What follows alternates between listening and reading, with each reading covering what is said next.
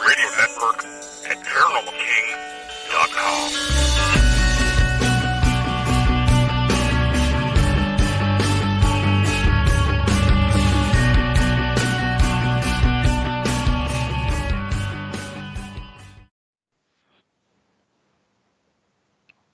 Welcome to the Paranormal News Insider for the week of September 14th, 2021, and episode number 491.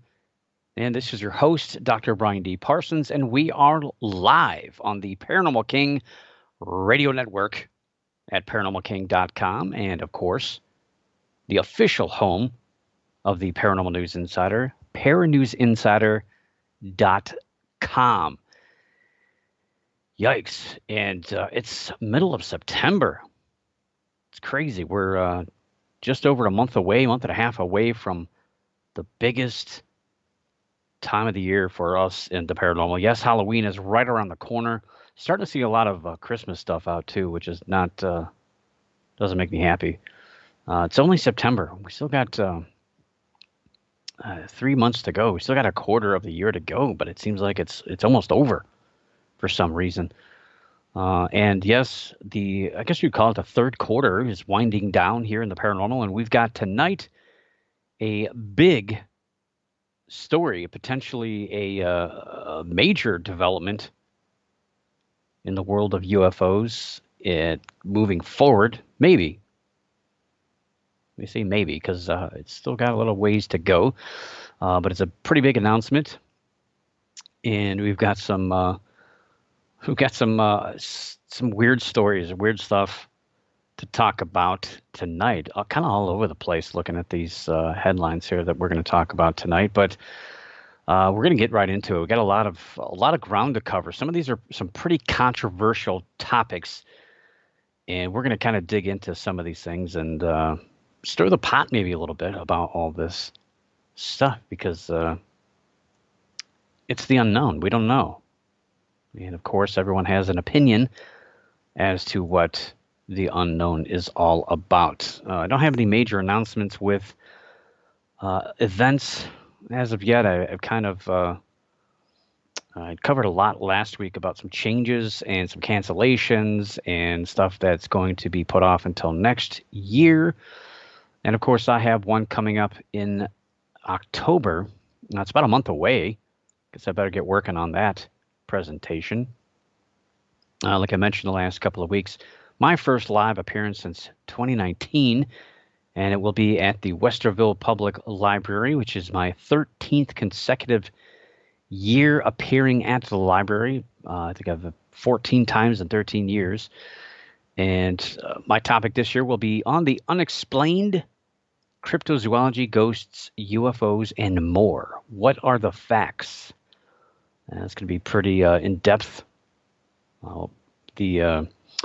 The person who puts on the event for me, who books it and gets the room and all the equipment and everything for me, he chose this year's topic. And sometimes we kind of go back and forth on the topic and kind of hammer it out between the two of us based on what people had commented on my presentation the year before.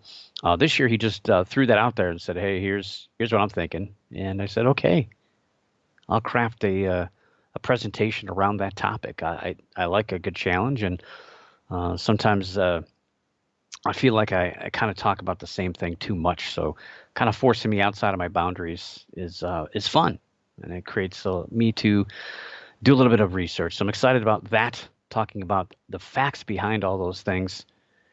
And yeah, again, that's October 18th, Westerville, Ohio, which is northeast of Columbus, just north of that 270 loop that wraps around the big city down there in Franklin County, capital of the Buckeye State. So looking forward to that.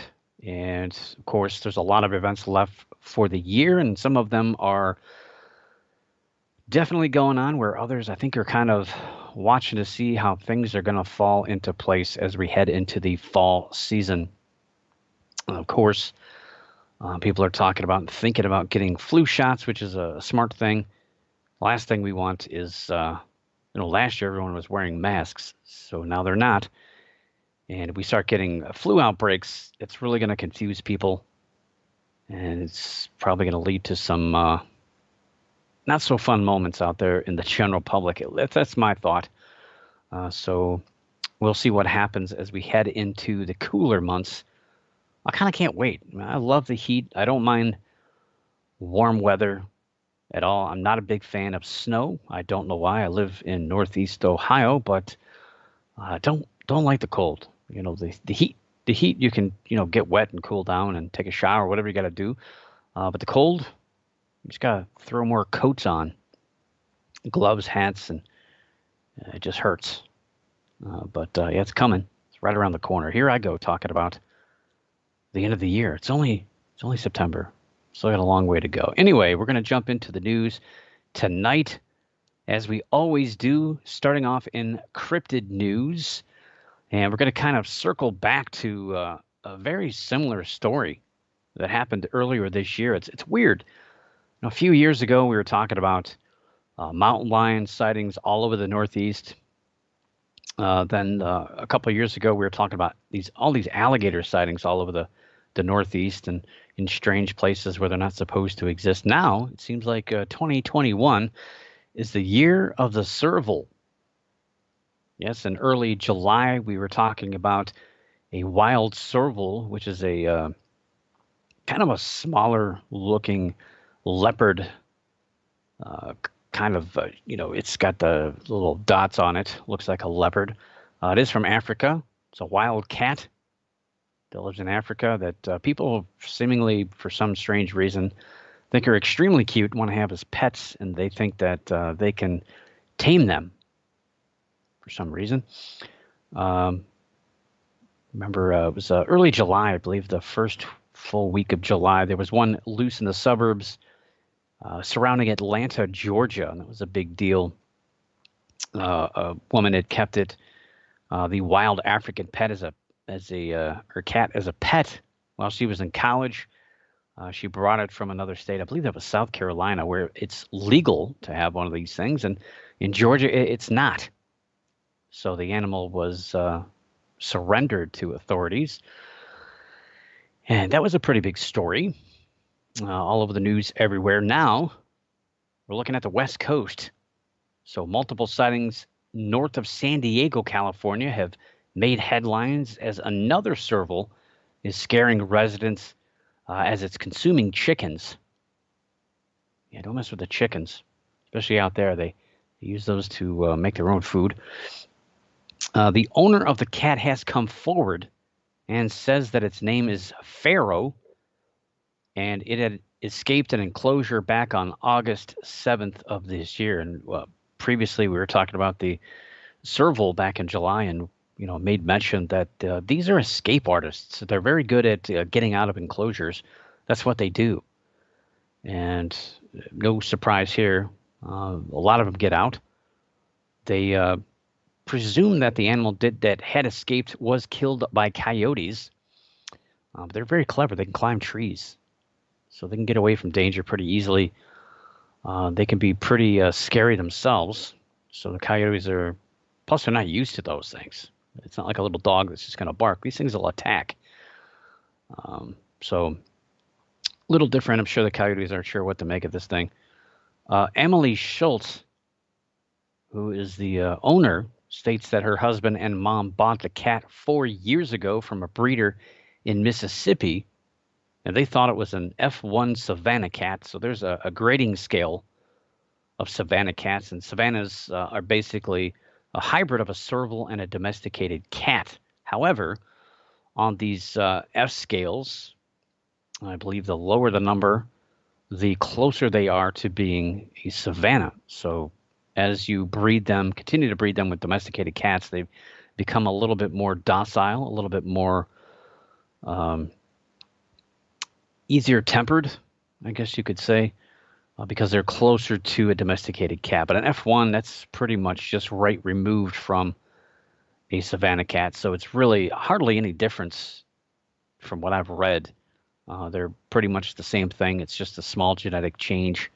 They're a little bit easier to deal with, but they're still really an exotic animal, although Many states don't designate an F1 as as an exotic pet because of the breeding, but it's a small minor detail, in my opinion. But now they're thinking the cat may be full serval, or maybe they know it is, and they're just kind of maybe they fabricated the paperwork. Who knows? But if this cat is captured, I'm sure it will be tested. And in California, California and its multitude of laws, they're illegal to own, big surprise, without a special permit. So they're afraid that they're going to lose their little pet serval. And it's creating havoc. It's got people a little nervous, which kind of should be. It's not going to attack a full-grown human. It's not going to hurt anybody, but it could attack small pets, children. These are wild animals, and it's confused. It's out in the open. Even if it is an F1, they're still a little bit dangerous, and they don't belong in people's houses. These are wild animals, basically, and us. This is kind of a topic tonight as well. The breeding things and hybridization is something we're going to talk a little bit more tonight on the show. Later on, we're talking about bringing some animals back from the dead. Not literally, but figuratively back from the dead. Kind of not reanimating them, but recreating them. Just think Jurassic Park. That's where we're headed. But where we're headed right now, from Southern California, we're going to head out to the land down under. So here in North America, cryptozoologists are focused on Bigfoot, Sasquatch, and the other regional names such as skunk ape, fouke monster, grass man, so on and so forth. They can probably go for a good 15 minutes talking about all the varieties of the Bigfoot creature. And it's probably the biggest pursuit here in North America. There are probably more Bigfoot groups than UFO organizations. Probably not anywhere close to the amount of ghost groups, but within cryptozoology, it's pretty much Bigfoot. There is a small contingent of wildcat groups. Most of those are probably more scientists than amateurs, but there's not a whole lot of other major groups out there. Some dogman stuff, and I think that's pretty much gone nowadays. But yeah, Bigfoot is it here in North America. And it's the same all over the world. There's a lot of Bigfoot groups. Again, it depends on what it's called regionally. And of course, in Australia, the name is Yowie. Yowie.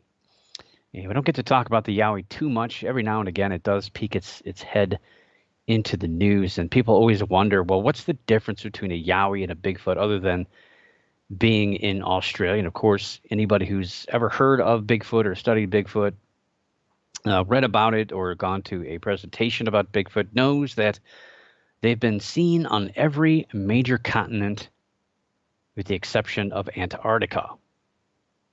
And I always thought they didn't exist in Hawaii, but apparently there are sightings out there. So everywhere, it seems like, there are either giant bipedal wild creatures, and even you go to Indonesia and some of these other smaller islands or countries, and they have smaller versions of this stuff too. So this is a worldwide phenomena. So why not Australia? It's a giant piece of land that has some of the world's strangest animals and some of the most deadliest animals in it and around it. Of course, home to great white sharks as well. So why not a giant wild bipedal creature, and with the cool name of Yowie? A recent article in Pert Now, not the shampoo, not that cheap shampoo stuff, but Pert, the city. I'm sorry, Perth. Let's say Pert. Get that typo. Perth focuses on Jason Heel, who is a cryptozoologist, which is a self-appointed title. of Perth. I guess there's not that many of them. A lot of the ones that are around are a lot older. They don't have a huge list of people like we do here in the United States. Jason Hill is currently searching for the elusive Australian cousin to Bigfoot, and he is one half of the founding members of the Yowie Research Group, which formed in 2012 in Perth with an H. Hill states, quote, I recently saw Yowies. I guess they call them Yowies. We don't call them Big Feet or Bigfoots. We just call them Bigfoot. We should anyway. He says, I recently saw Yowies running at superhuman speeds north of Bullsbrook. I believe there is a population of Yowies all around the outer suburbs. I think they go to pockets of bush near people and use bush corridors, but because they are moving in early hours of morning and are incredibly quick, people never see them, unquote. Superhuman speed. I don't know. Is that like the Bionic Man? I think somebody mentioned that last week in the chat room about. I don't remember how we got on that subject of the Bionic Man, but Bigfoot appeared in the Bionic Man a few times, and well, he was a robot created by aliens. It's kind of weird. Maybe I should bring that back. Anyway, as to the lack of evidence to back up the numerous sightings in Australia, he says, quote, a lot of people think I must be a loony to believe they exist because if they did, they would have found the bodies or the bones by now. But Yowies are elusive and have the intelligence to stay away from human beings.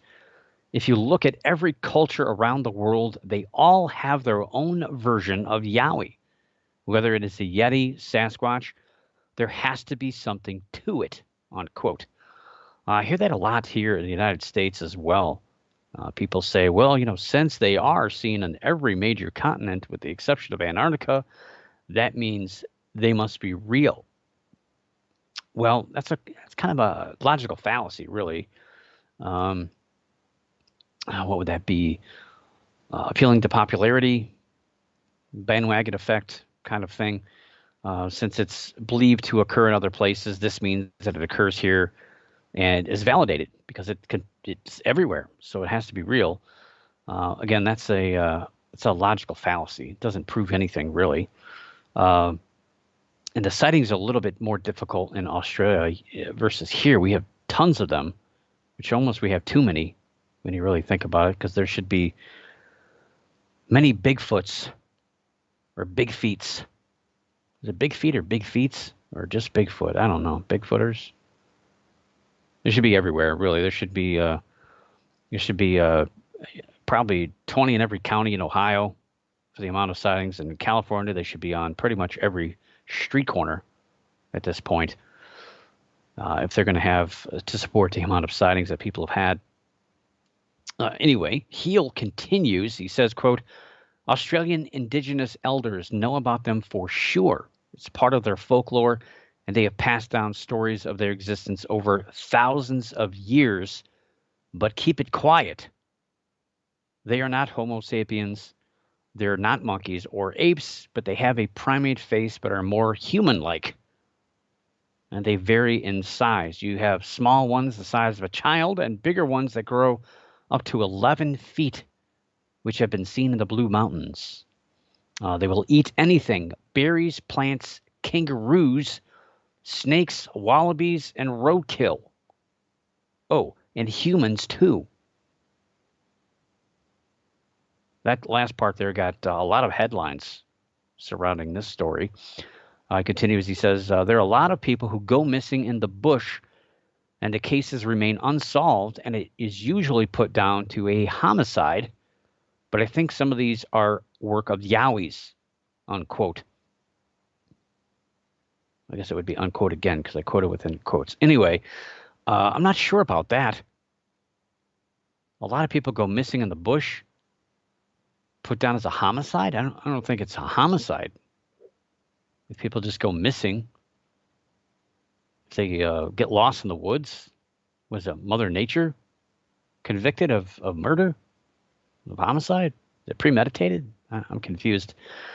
I don't know what he's getting at there, but I guess what he's getting at is people go missing, and he thinks it's these Yowies that are just finding people and pulling them into their tree hut, or they live in the trees. I don't know where they live in Australia.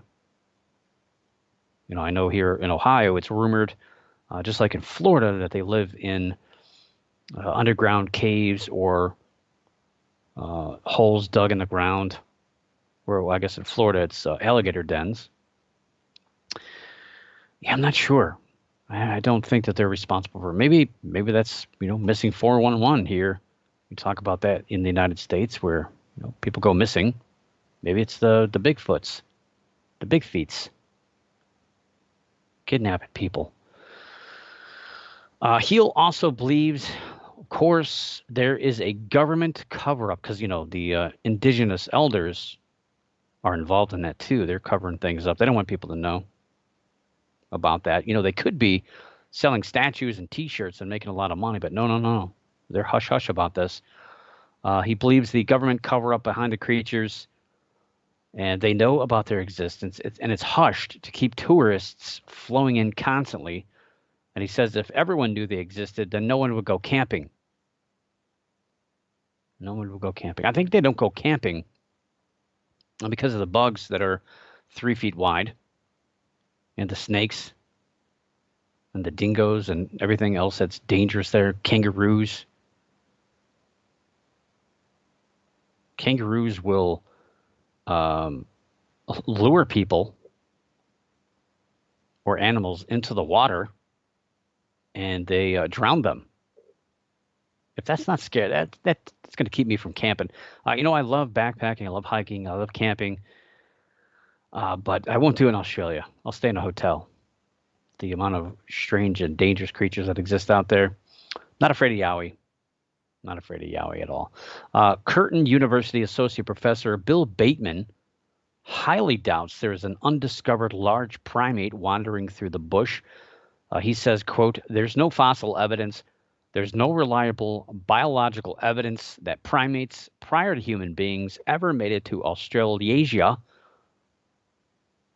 Australasia? It's weird. I would love to be proved wrong. The discovery of something like a Yowie would be immensely exciting, but it is entirely reasonable to take a skeptical, evidence-led approach to claims about unknown animals," unquote. Science highly doubts that. They're very, they're bad here in the United States. They really don't think that these things are real. In Australia, it's very, very dismissive about this stuff. And like I said, there's a smaller contingency of people that are out there searching the bush for these animals. And it's hard to believe this stuff. And it's weird too how it's very similar when you hear about all this stuff in Australia. There's a lot of things that are very similar there that there are in North America. A cover-up, we hear that a lot.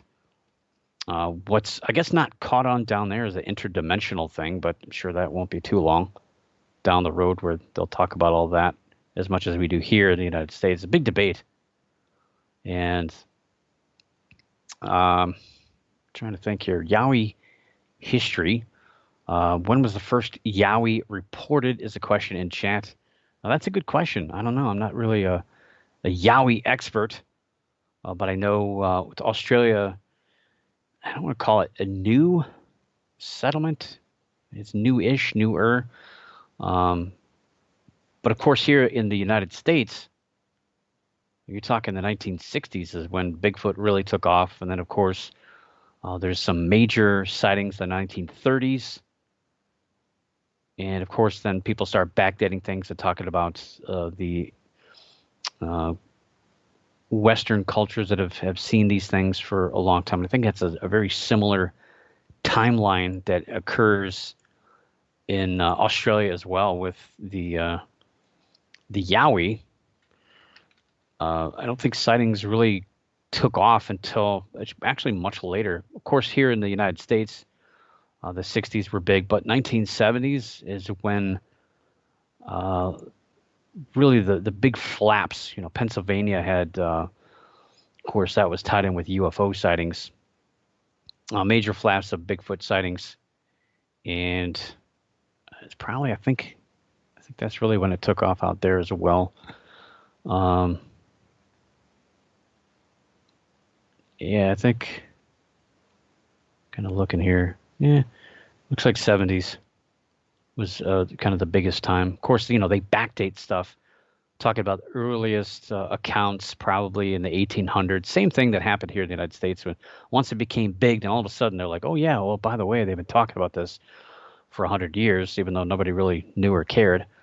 But it looks like the 70s were the biggest times, and that's kind of gone downhill. Rex Gilroy, that's the guy I was thinking of. Rex Gilroy is pretty much the big premier paranormal, well, I guess the cryptozoologist in the Australian outback. He's probably the biggest guy behind the Yowie, and he started in the mid 1970s. So it's pretty much when it became popular out in Australia from Rex Gilroy, who's, um, I believe, pretty much he's retired. He's getting up there in age. He still does news reports every now and again. Haven't heard from him in a while. But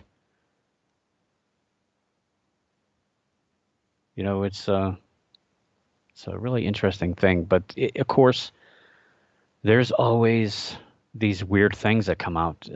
We've never heard of that here in the United States with superhuman speed. Of course, all this other stuff. The doubt about the existence, the lack of bones, the cover-ups, and of course, we don't hear too much in the United States about Bigfoot kidnapping and eating people. Of course, I mentioned 1930 accounts. There was a pretty big account where I don't remember what he was doing. He was a logger, a farmer, or what. But this person purportedly was kidnapped and taken to a Bigfoot camp where he escaped and told a story. And, we should all believe that, right? Yikes. UFO news. I don't really have a segue to move us into outer space, but some big news that leaked. Well, I should say leaked. Came out yesterday. Let's just put it to you that way. This has kind of been building for a little while. It was a rumor not too long ago. Didn't seem like it was going to be a big deal, but this could be the biggest. Can I say UFO anymore? I'm not sure. UFO, UAP story. We had one in late June that seemingly was the peak of the UAP stories, and we said after that it's just going to be kind of downhill. You hear some stuff here and there, but we'll see where it leads, where it goes. But now it seems like things are about to get interesting. So in 1947, we had Project Sign, which was established to investigate claims of UFOs reported with the premise that they might be a national security concern. Of course, that's where we're at right now, present day, thinking about national security concerns, not so much with invasion of aliens, but of course, potentially other countries. But of course, this was followed by Project Grudge and the most famous of all projects, Project Blue Book, which of course we had was it 2 seasons on the History Channel, which is most of it was 90% it was, well, 98% it was probably fiction. And of course, all that came to the same conclusion. It says that there was no credible evidence of anything going on, and most, if not all, experiences had some sort of logical explanations. Most of them were created from mass hysteria or individuals who were looking for publicity or maybe a hoax. And of course, all of that really concluded after the shutdown of those 3 projects with a giant sledgehammer named the Condon Report, which pretty much said it's all a bunch of rubbish. And that pretty much dismantled most of the UFO research organizations, except for MUFON, kind of hung out. And of course, people like Stanton Friedman brought Roswell back into the fold a couple decades later and got this stuff going again. And here we are heading into 2022 in a few months, still September. Let's slow down with Christmas. And of course, we have the upcoming financial year, 2022, which is being looked at by the government. What are we going to spend money on next year? It's always the big thing. And of course, we got to have raises for ourselves. I wish I could do that. Can you imagine doing that at your work? Having a meeting later in the year and saying, okay, what are we going to raise our salaries to next year? I'd love to do that. The upcoming financial year 2022 National Defense Authorization Act. If you want to read it, I'll give you the link on congress.gov. You can read it. It's only 1,362 pages. I think I got through the first 5 before I went and took a nap. And within that bill, I guess it's a bill, it calls for a permanent office designed to address unidentified aerial phenomena, or UFOs. So a permanent office, not like a room in the basement at the FBI with a UFO poster on it or anything like that. We're talking the Department of Defense taking over and kind of putting all this stuff together from the Navy and other branches of the military. This is a pretty big thing if it goes through. And part of the legislation reads, quote, not later than 180 days after the date of the enactment of this act, the Secretary of Defense, in coordination with the Director of National Intelligence, shall establish an office within the Office of the Secretary of Defense to carry out on a department-wide basis the mission currently performed by the Unidentified Aerial Phenomena Task Force as of the date of the enactment of this act. Unquote. Seems like a lot of enactments there. Despite the closure of the Project Blue Book back in 1969, we found out in December of 2017 through the New York Times that the government had been documenting sightings of unknown craft in the skies since around 2008. In August of 2020, the Unidentified Aerial Phenomena Task Force, UAPTF, was established to document and disseminate the recent sightings. And this, of course, led to the preliminary assessment of unidentified aerial phenomena. That very short report, was it like 5 pages, 7 pages, and most of it was just a heading and conclusions, and not much meat and potatoes in that thing. It was made in public in June of this year. So, yeah, not a whole lot of information that really didn't do anything. So it's interesting that they're pushing for this. They're going to they want to expand on this. This could be huge. A new Project Blue Book in our lifetimes, whatever they're going to call it, who knows? That'd be pretty neat. I'll throw my hat. I'll go work for the government. I'll go do that. Sure. Yeah. Give me a little fancy hat and a briefcase, and I'll go scouting, talking to pilots, and trying to figure out what's going on. That sounds like a lot of fun to me. So the bill outlined, and like I said, it's there's a lot of wording. There's a lot of stuff. Kind of read part of it. Outlined in the bill, this new UAP office has some specific responsibilities, including developing procedures to synchronize and standardize the collection, reporting, and analysis of incidents regarding unidentified aerial phenomena across the Department of Defense. So bringing it all together into one home, that's what we really need. Also developing processes and procedures to ensure that such incidents from each military department are reported and incorporated into a centralized repository. Not a fan of the word repository, but I get it. Putting it all into one basket again. very important. Establishing procedures to require the timely and consistent reporting of such incidents. Yes, the quicker you get things turned in, the quicker they can be investigated, disseminated, and a logical, if possible, conclusion could be sought.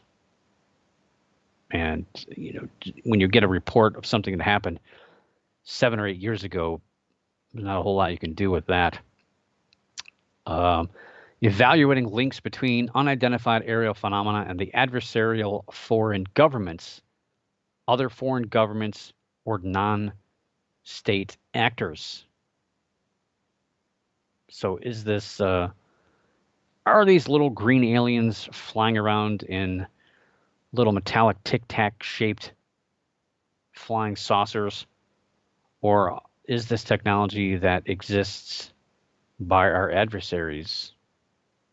Which I think if the ones that aren't explainable by technology working against us, or seeing pelicans flying, or reflections of distant jets, which is, the more and more you go, you really eliminate more and more of these sightings. But I do believe a small contingency of these things could be foreign governments spying on us, is the majority of unexplained stuff really coming through these reports. The next thing here, evaluating the threat that such incidents present to the United States. So what are these things doing? The ones that we can't explain, or the ones that aren't misidentification, what are they up to? And are they foreign or potentially domestic threats? Are they trying to steal technology to sell to other governments? That's something that I think could be happening.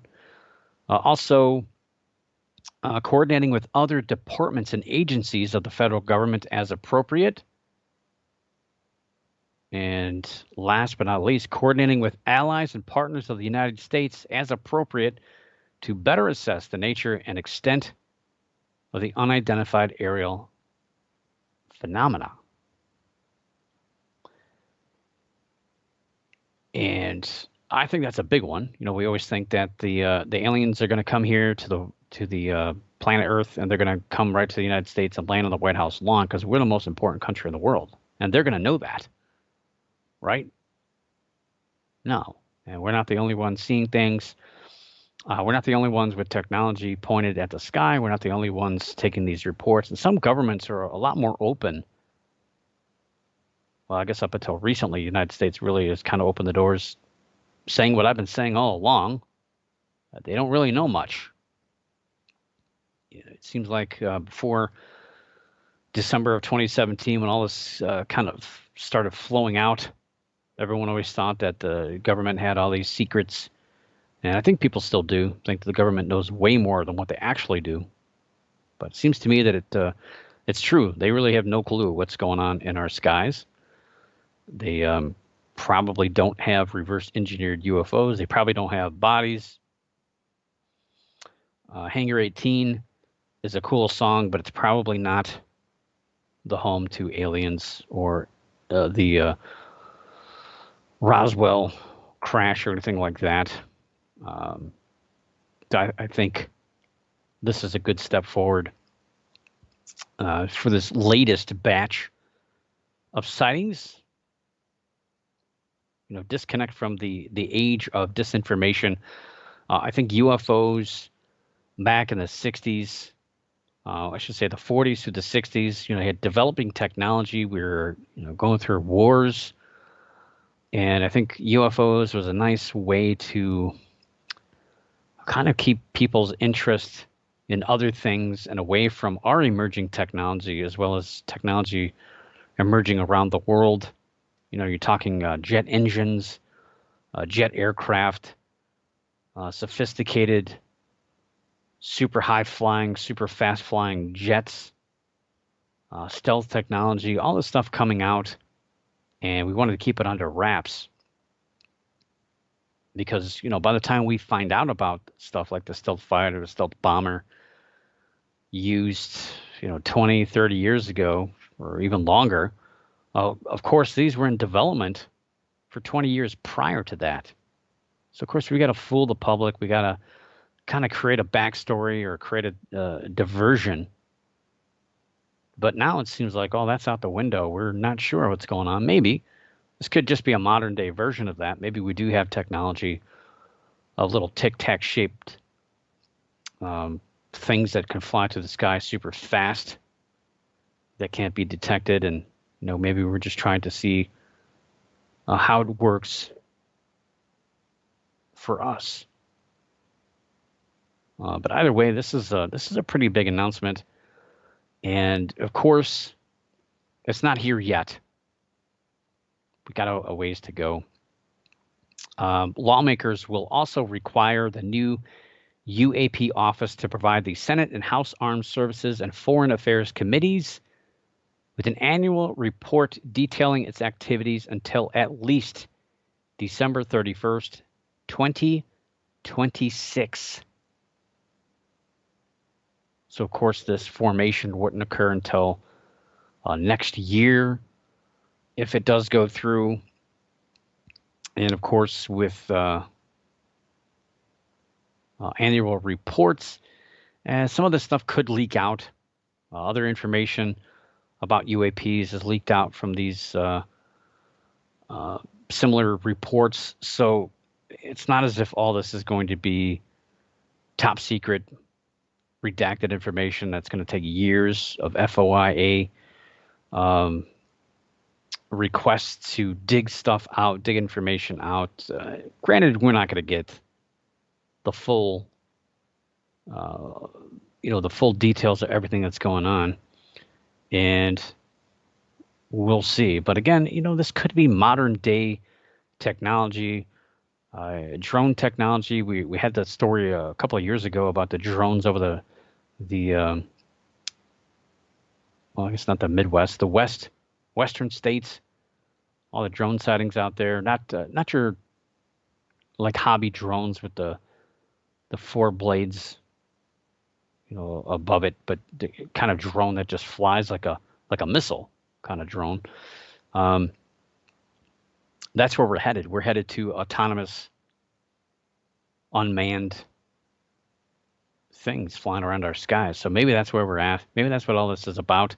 Maybe it's just covering up our technology that we've developed, and we don't want our adversaries to find out about it. So we're just disguising it, or we're creating these sightings that we know what they are. We're just trying to focus the attention on something else so that people aren't looking at what's really going on. So we've gotten pretty good at that over the years, over the decades.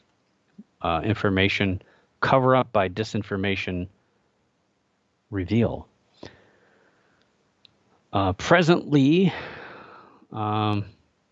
the financial year 2022, the FY 2022 National Defense Authorization Act, which includes this UAP office provision, it's passed the House Armed Services Committee and will now move to the House floor. And if it gets approved by the House, the bill will move on to the Senate before hopefully being finalized. Then would be passed to President Biden to be signed into law. And you may not have heard too much about this. This might be the first time you've heard about it. You might have seen some small snippets in the news about this, but if this goes that far and goes under the pin of Biden, President Biden, to be signed, this is going to be a big story. It's going to be on headlines everywhere. And of course, let's not get too excited because it still could still fail, could also get changed. There could be a lot of changes along the way if it is pushed in, if it is approved by the House floor, or even the Senate, or even the president could remove or create additions to this, which could completely alter. I think it's created very, very well. I think everything that's put into this is exactly what we need to really get down to the bottom of it. A bunch of a bunch of 70-year-old men sitting in a room who don't really get out or see this stuff or understand the technology isn't really going to move us forward. Obviously, 143 of 144 settings are not figured out. Well, that's because it's, again, a bunch of 70-year-old guys who don't know anything about this stuff are looking at this information.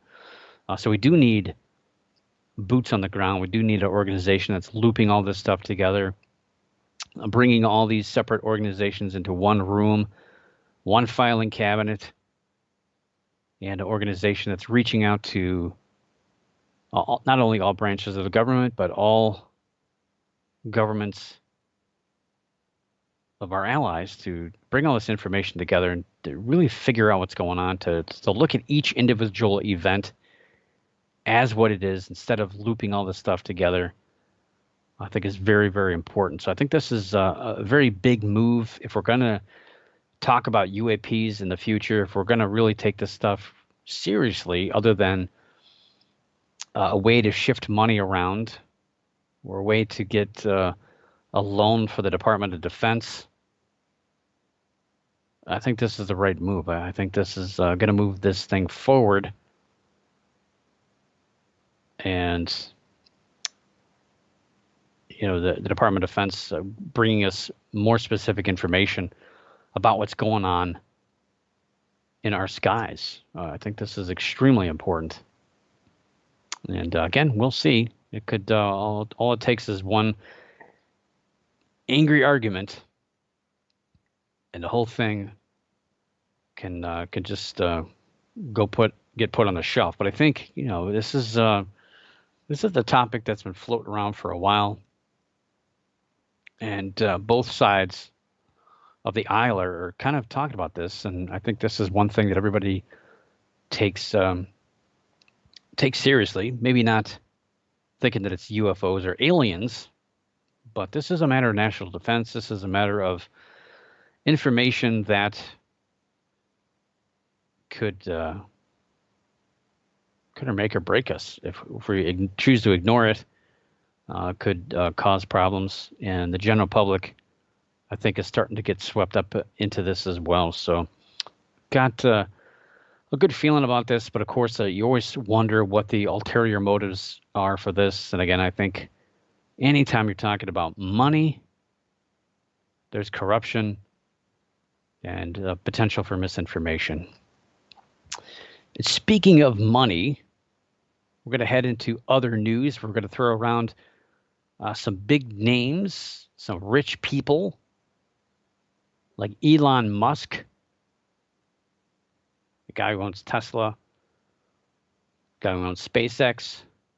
Of course, we have Amazon, giant corporation, where we're all addicted to ordering things. We forget what we ordered, but there's a box on our doorstep.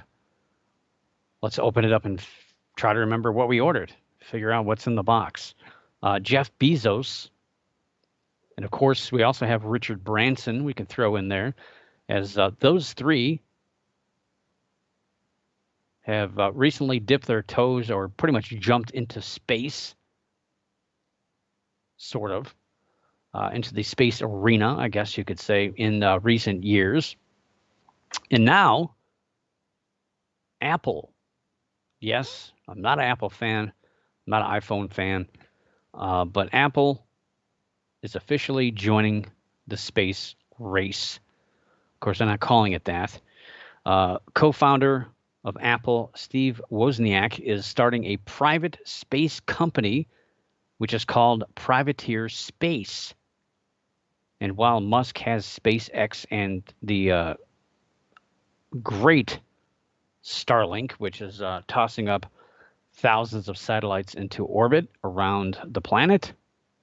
Way to go, Elon. At least he got his Tesla out of the way up there in space. Richard Branson and Jeff Bezos also are looking at space travel. So we privatize space travel. Sorry, NASA. It seems Wozniak is focused on space debris and not so much space travel, at least not yet. But I'm sure Apple will get there eventually.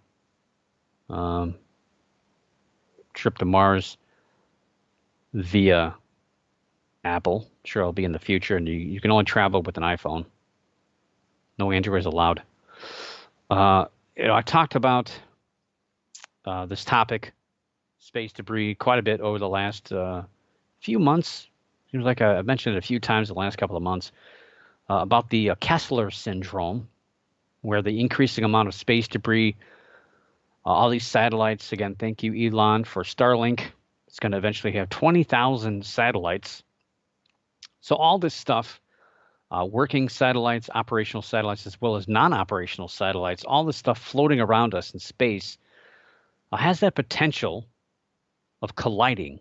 Now, it's not that big of a deal if they collide. Yeah, it's going to create more space debris, but what happens is space debris collides, creates even more space debris, and those space debris could collide, and it could cause a cataclysmic snowball effect, which could create thousands and thousands of smaller pieces and parts, which again could continue to collide with other objects, which could ultimately, and this sounds a little extreme, but it's very possible because we're talking about space here. It's not like stuff's going to stop in the street, a car accident. You have debris that stops rolling. Well, in space, it doesn't stop rolling. It just keeps going. Sometimes if it's knocked out of orbit, yeah, it's going to burn up, but that doesn't always happen. And these thousands of smaller parts could render us stuck on Earth. It could ruin our satellites, destroy technology, all of our weather satellites, all of our communication satellites, our everything that's up there could just come to an end, including Starlink and Sirius XM satellite radio. My goodness. Better prorate me on the bill. Yeah, the snowball effect of collisions, again, could keep us trapped on Earth for centuries, if not longer. It's not going to return us to the Stone Age, but it's certainly not going to help our technological efforts. So Privateer is here to create affordable and lightweight satellites that will aid in monitoring and cleaning up space debris. Although so far I've not seen any official announcement. I was kind of waiting kind of today for a big official announcement. Now, Steve did tweet out a short video and a small announcement, which is all this is based on, but no official announcement, although more information will be coming at the Advanced Maui Optical and Space Surveillance Technologies Conference, or AMOS Conference. It's a mouthful, which kicked off today out in Hawaii, and it runs through Friday. But again, so far, no major announcement or no more details, but hopefully we'll know more next week. But that's huge. Somebody cleaning up space, finally. The United States basically said, we don't have the money for it. We're not going to waste our time. And they're allowing all these companies to throw up these constellations of communication satellites up into space. And, like we mentioned, SpaceX Starlink satellites readjust themselves in space. So all these, the organization that tracks all this stuff is having a hard time figuring out what Starlink satellites are going to do. They just kind of move on their own. So that doesn't help. And the more and more that happens, the increase of potential collisions also increases. So we got somebody up there with a little space sweeper that's cleaning up all this stuff, putting it in the space dumpster. I don't know how they're going to do it. I just imagine like a big truck, little arms grabbing all this little debris and putting it into a big space dump truck. I don't know. Maybe I'm wrong. That's just what I envision here. Cleaning it up. Clean up the town. Clean up the space. Clean it up. That could be good.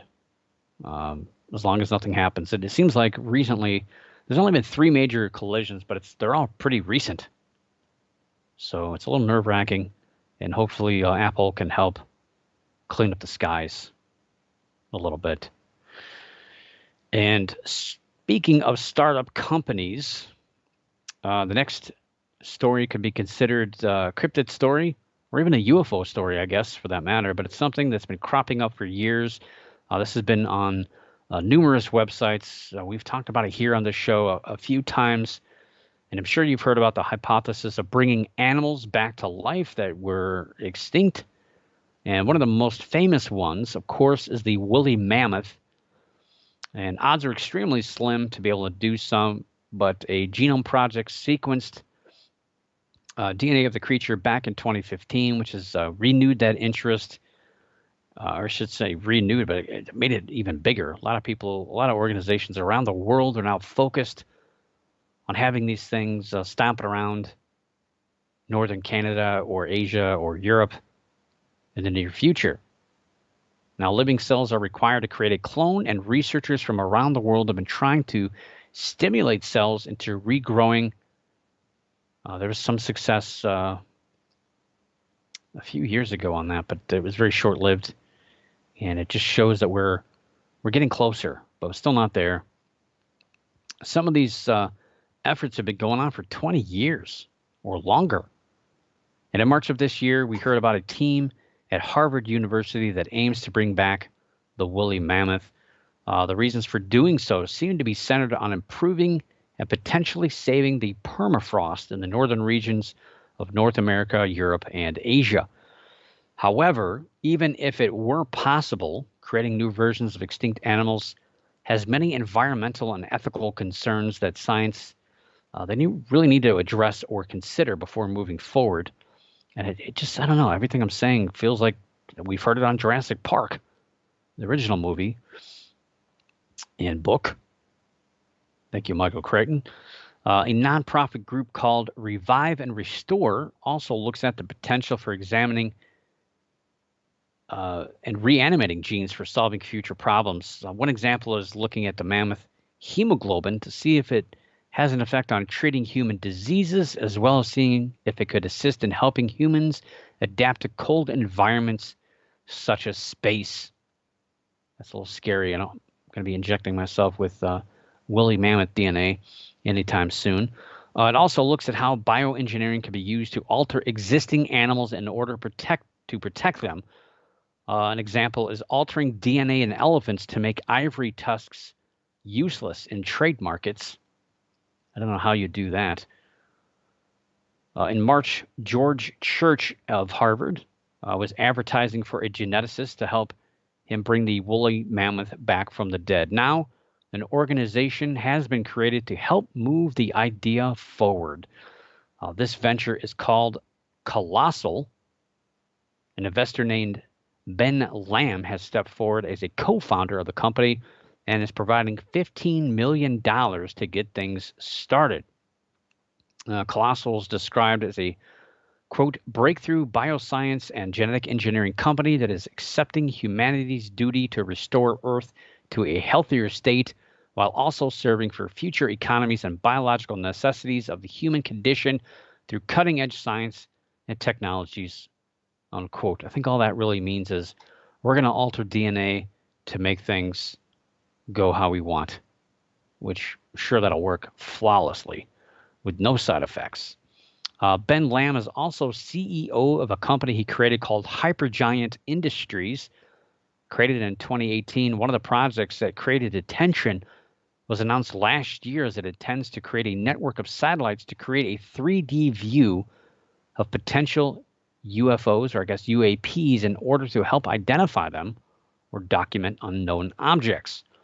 And of course, that's still in the developmental phase. The Colossal team is in the gene editing phase, and they're working to splice and edit cells, which can then be cloned to create embryos. The plan is to produce elephant-mammoth hybrids in 4 to 6 years, and to create large herds, which will then be reintroduced to the Arctic.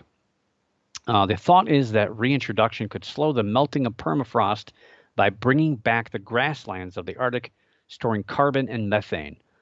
It's a pretty simple explanation of a very complicated process, and it's also very expensive.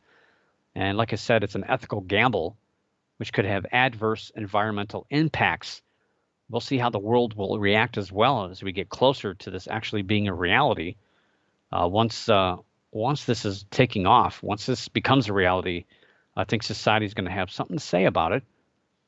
And the ironic thing here is that while the woolly mammoth coexisted with humans for thousands of years, it went extinct over 10,000 years ago. And many feel that early humans who hunted the animal for various reasons, were responsible for its extinction, while others feel that climate change led to their demise. Granted, it's more than likely a combination of those things plus other variables that created their downfall. And now here we are to try to bring them back to solve climate change. But the bigger thing here, I think the underlying issue is this makes me worry that eventually all animals will essentially be genetically modified by humans, just like many plants, domesticated fruits and vegetables, and animals like cows, pigs, chickens, and turkeys are. They're nothing like what they were even 100 years ago. Everything has changed, and we've altered everything. Can we just leave wild animals alone? I get the concern, but I tell you, we've found out time and time again that every time we meddle with nature, we just make things worse. I don't know if we're going to learn it this time, but I'd really like to avoid that if possible. And with that, I want to thank everybody in chat and everybody also who is not in chat for listening to tonight's show. It was a great adventure with you guys, and love exploring the weird, the strange, and of course, the paranormal. And I will see you next week. But for now, keep your eyes in the skies, your ears in the woods, and the hair standing on the back of your neck. And always keep your mind slightly ajar. Don't let your brains fall out, but don't believe everything you see and you hear. And above all else, my best advice for you is don't stop believing. And keep singing it on karaoke night. For the Paranormal News Insider, this is Dr. Brian D. Parsons reporting